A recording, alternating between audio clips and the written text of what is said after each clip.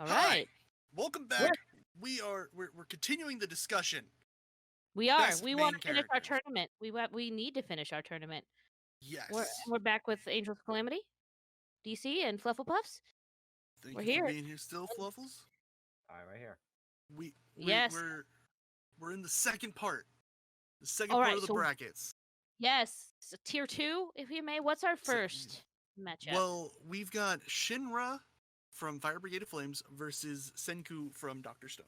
Now, We've got Fire versus Stone. Fire versus Stone. Now, once again, I have not seen these animes. Fluffles, what would you consider this matchup? Intelligence versus what is Shinra?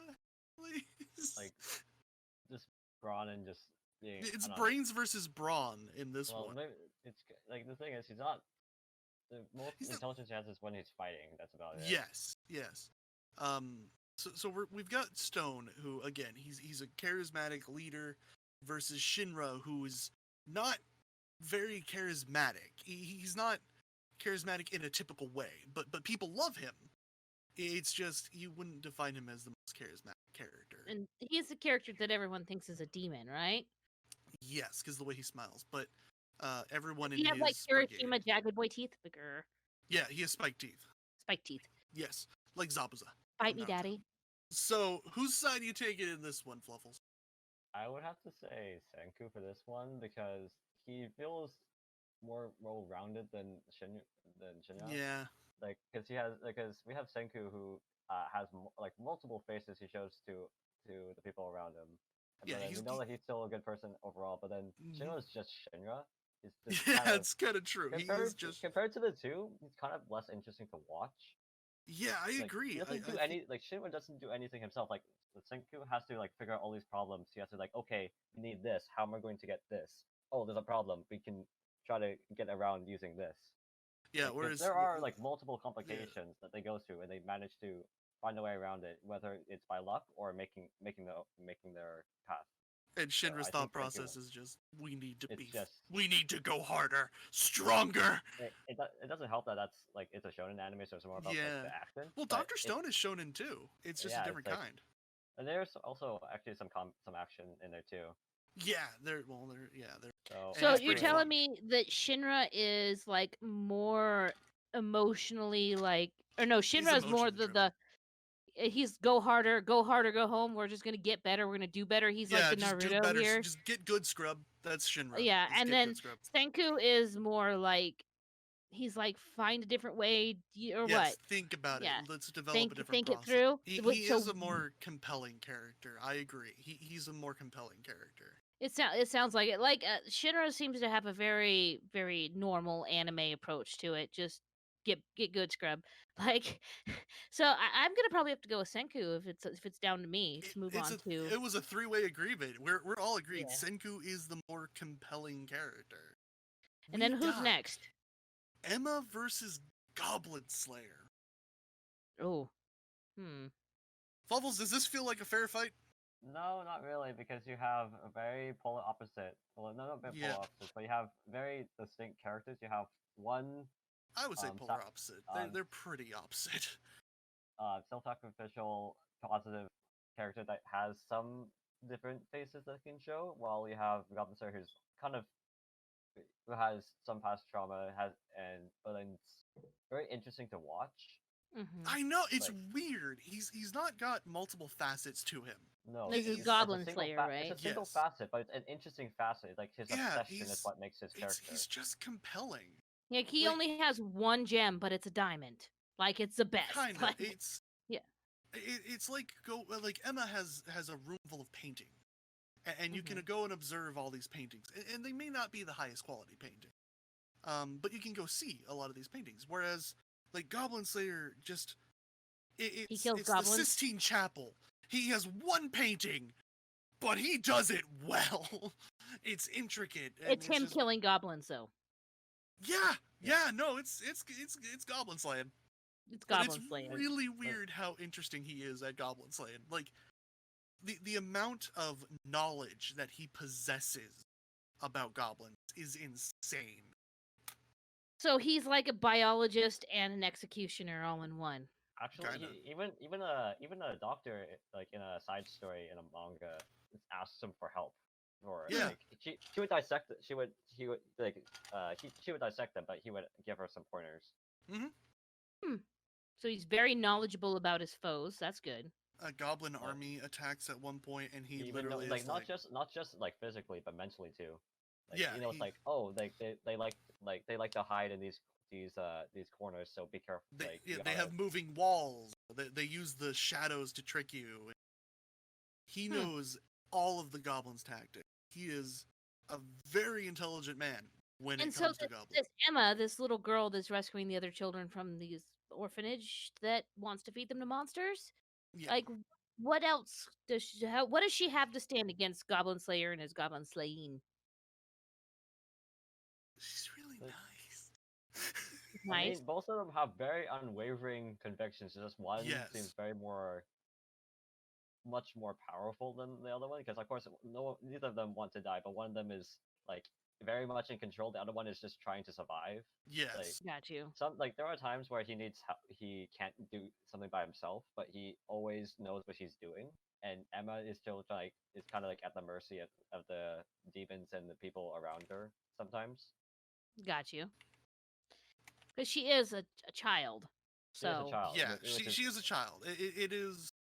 That's where I'll say. That is a bit weighted. Yeah. Yeah, it is a little unfair in hers because I also think she doesn't have as much development right now as a character. She can.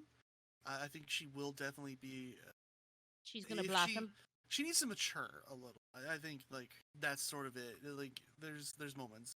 But You know. we're comparing them right now. And right now, Yeah. when you pick one of them, and honestly, It's not fair because I don't really like Emma as a character, but see, I really like Goblin Slayer as a character. so you're But biased. I'm very biased to Goblin. What about you, Fluff? What do you think? The thing is, I'm already kind of tired of the trope of I will do the best. I'll be like Yeah. positive. I'll try to save everyone. I've The had enough Naruto? of that. I've really had enough of that.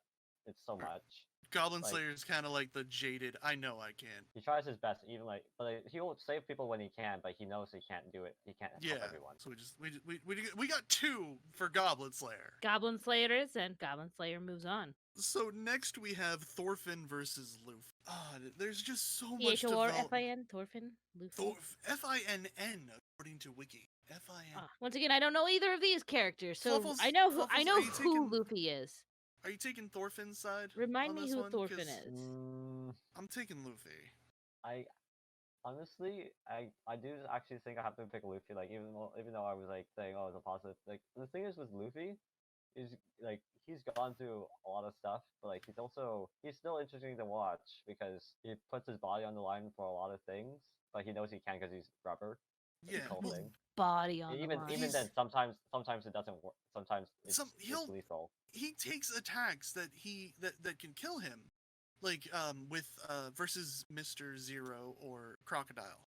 That poison. He was like, no, I'm gonna take this because this gets me closer to beat you because you made my friend cry. Mm-hmm. Well, then remind me who Thorfinn is, though. Let's give him a fighting chance. So we have Thorfinn, who has a revenge story, but then goes through an arc of trying to make up for all the His revenge. Not make up for his own wrongdoings, but try to find peace with himself and help other people find happiness by making an island a country with no violence. Oh, he sounds like he's got a good drive, but his try to make people happy, or Luffy's try to become Pirate King to get peace for everybody. I'm gonna probably agree with you guys for Luffy there. Luffy wants to be Pirate King because it's the ultimate form of freedom. He wants to be the freest man in the world. That's his goal. That's pretty selfish. I mean, not really. That's just what his goal is, but his also working to accomplish the dreams of his crew, which Zoro's dream is to be the world's greatest swordsman, Nami's dream is to make a map of the entire world, Sanji's dream is to find all blue, Chopper's dream is to be the greatest doctor, Frankie's dream is to sail the world on a ship that he made. Brook's dream is to go meet back up with Laboon. Usopp's dream is to become a great warrior of the sea, which is kind of hard to figure out how he's going to do that one. Well, That he's trying seems like to make his lies into a reality, I guess. that's his secondary dream, is to Yeah, turn his kinda. lies into reality.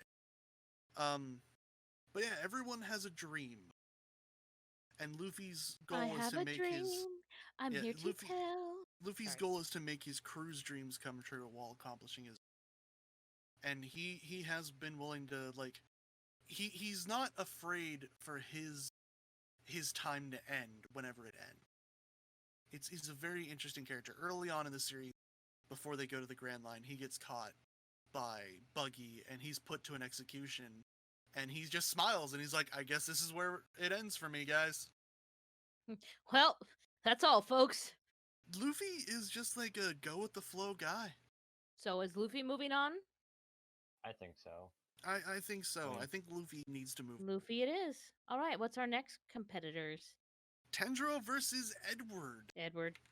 I actually have to say Edward, because I do like Tanjiro, but Yeah, I can't really think of much to say about Tendro right now. Like, Especially not versus like, Edward.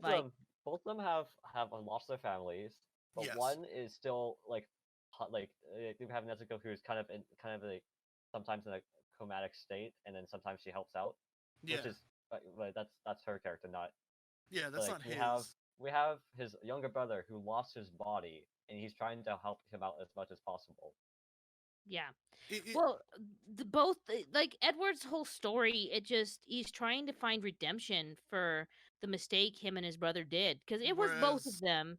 It was both Yeah. of them, but it was Alphonse who had to pay the higher cost. Like Edward lost an arm and a leg, yeah, but he has automail. Well, And like, no, actually, no, he lost a leg, and then Yes, in order to he bring gave Yeah, back that's right. his You're right. brother, You're right. in order He to at gave least bring his back his arm. soul, he sacrificed his arm, I think. Yeah, to Which- bring back. Yeah, you're right. You're right there. and just from a character perspective, I think Edward is willing to sacrifice more for his family. Oh yeah, he's willing to do anything it'll take to get. Whereas there was- Tendro, he's kind of willing, but Like, he doesn't He push probably himself leave as it to hard. he'll leave it to self-sacrifice. I don't know about Edward. Probably won't. Edward's more willing to use people that probably are probably more well off, or Yeah. who kind of deserve the lesser treatment than Tanjiro, who probably try to make everyone happy. I don't know. And Edward is more than just the story with his brother too. Like when he Yeah. becomes a state alchemist, and all this kind of stuff, he starts getting involved in more than that. Just because there's wrongs that need to be righted, and when he finds out about the Philosopher's Stone and all that kind of stuff. So yeah, Edward. Tendro Edward's has best boy. like Tendro is a very reserved kind of guy, whereas Edward is more of like my type of character that I like, because he's very outgoing, he's very energetic, He's whereas- loudmouthed. yeah, and Yeah. Tendro is just kind of a very laid back, reserved. So we've all agreed Edward. Edward. I think so. First up is Senku versus Goblin Slayer. Okay, both of them have massive brains. Oh yeah, Like, big brains on but- both. So we have one that's really focused, and one that basically has the entire everything that science has to offer except food science. Yeah. Pretty much entire scientific knowledge versus broad general scientific knowledge for him, and then we have extremely Obsessive. limited, obsessive knowledge about one subject. But from a character standpoint, they both share an extreme drive. Like both of them have Goblin an Slayer's obsession. okay, once again, I'm not seeing these animes. I'm Yeah. only running off of what you guys told me. But Goblin Slayer, his main drive is to pretty much decimate this race of goblins so they can never prey upon people again. And from what I understand, Senku, his goal is to resuscitate all of the people that were turned to stone Yeah, and find out why it happened. While fighting against people who don't want who go against him, because there Yeah. are some Gotcha. people who don't want certain Gotcha. who have different drives and who will go against them. And I So think he- Senku is a more compelling character. I'm from gonna that have to. aspect. Yeah, he's definitely got more compelling. Like And Goblin Slayer that's- is very one facet. Like, not saying that his goals are not valid or not good, but seems like Senku's a little bit more complex, got a little bit more going on. Yeah, he has a complexity to him. Senku is like Emma in that he's more complex, but his complexity is like 12 Sistine Chapels because every part of his character aspect is so like thought out and well represented. And as much as I like Goblin Slayer, I do think Senku has to move forward as the main character. Yeah. I can with that. We're in agreement. Luffy versus Edward. Y'all know what I'm picking. Do we need to rehash this, or What do we? Well, we know Luffy. Luffy. we know Edward? Yeah. Both of them are willing to, like, so we have Luffy's willing to sacrifice himself for his crew, while it's just his brother for Edward.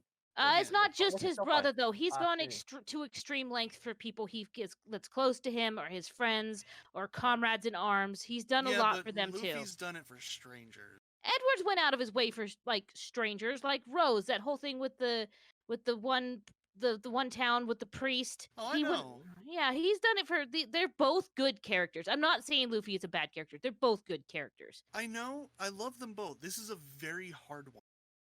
And this is going to be a very polarizing opinion, no matter which way it goes. Yeah. If you choose Luffy or if you choose Edward, it's going to be very polarizing. But I think this is unfair towards Edward. Because Luffy has so much more development. And that's has just a due lot to more series length. episodes, yeah. That's just due to series. It's not fair. If we count movies, we count all that. Luffy as a character has been through so much, and he still maintains that joy in life, that pleasure. Like Edward is a little bit more real. He's cynical. He's cynical. He's fallen, but Luffy's never cynical, and he's not naive to a fault because he does know when he's being tricked. There are moments where you realize Luffy is understanding of the situation. He's only like not understanding because he wants to have fun. He doesn't care. But there's times and Edward is very driven. Like he's not much for fun. He wants Fluffles before Skypiea, the bar scene with Luffy, where he looks at Zoro and he's like, no matter what, don't fight back. Yeah. That moment. I don't think Edward has a don't fight back moment. I don't think Edward has a I want to live moment or Wait a minute. He's You don't know what we're talking about, and I'm trying not to spoil it. Yeah. I'm not well, there's viewers that may be watching, and I'm probably never going to pick up One Piece, not because I don't think it's good, just because it's so long. It's intimidating. That's the fight with the fight with Usopp. I mean, those moments are gut wrenching.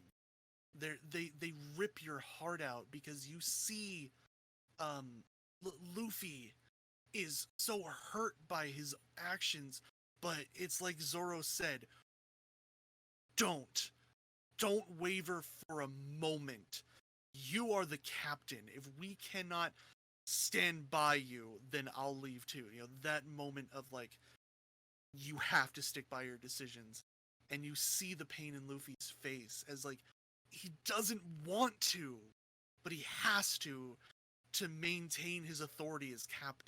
I have to say Luffy. But might I point out that our Edward boy, like when it was coming, it's been a while since I've seen the show, and my memory is just the absolute worst. So if I get a detail wrong, apologies, and you guys feel free to correct me. But coming down toward the end of the show, when they found out like the war was starting and innocent people were going to die, and stuff like this, Edward went out of his way.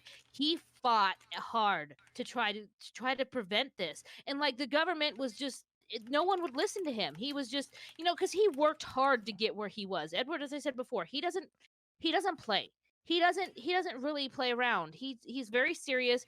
He trained his literal behind off to get where he is as the youngest. So did Luffy. State alchemist.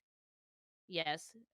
And he can literally sit there and recite every element in the human body. And I'm not saying that that's better than Luffy because Luffy can't. That's no real grounds. There's no need for Luffy to do that. Yeah, No. it's from a character perspective. Did he need to understand that? No, because he's not making any human bodies. He learned his lesson on that already. Big spoiler for like the first episode. If you've never seen Full Metal Alchemist Brotherhood, what is wrong with you? That's all I gotta say about it. But with Luffy, you have this crew moment of like, can I wield a sword? No, I can't wield a sword. I can't navigate. I can't steer a ship. I can't repair anything. He's like, that's why I need my crew to cover what I can't do. Yeah, but Edward is the kind of guy that's like, well, I don't know how to do that, so I'm going to learn how to do it. Yeah, but because he's had to depend on himself and his brothers solely and only. That's why I like Luffy as a character. And I'm not debating that's not awesome. That's good. You know, teamwork. Everyone has a role. Everyone has their place, and you work together for the betterment. But this is one of the faults where you. But we're not talking about Luffy's crew.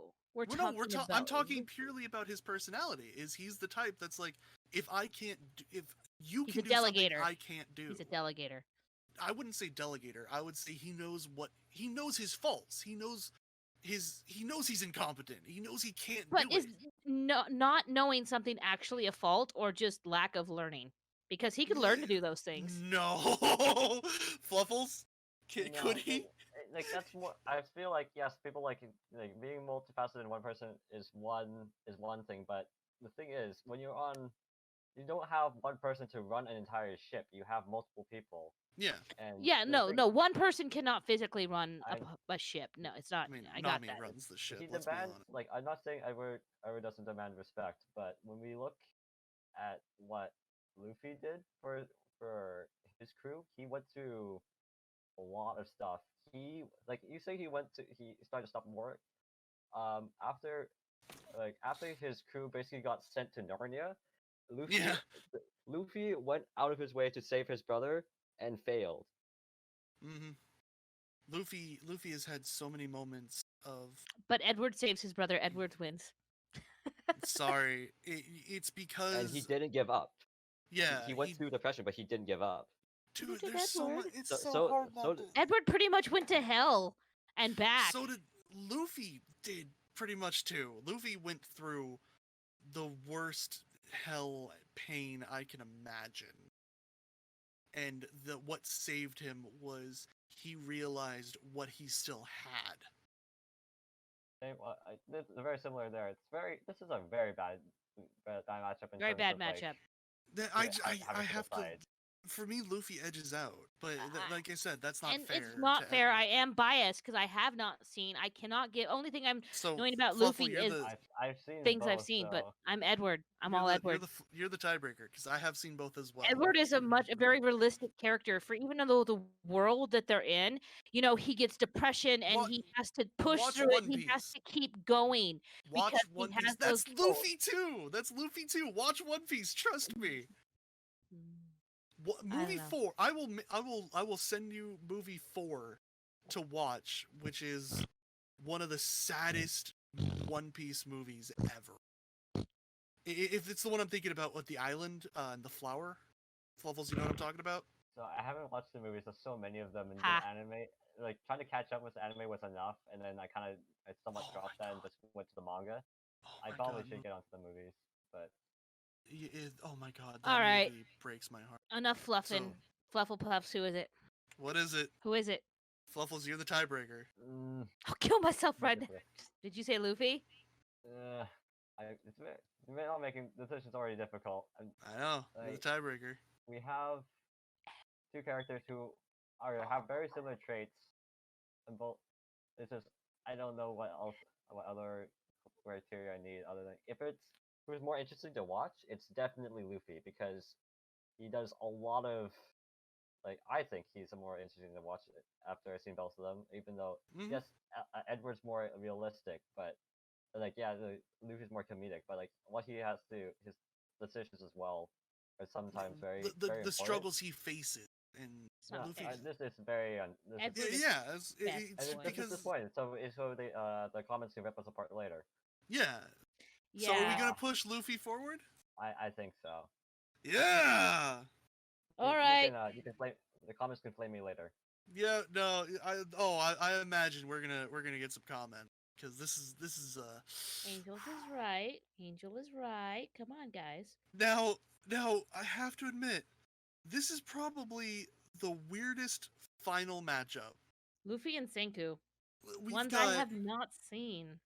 we've got the Lord of the Brains versus the man with no brains.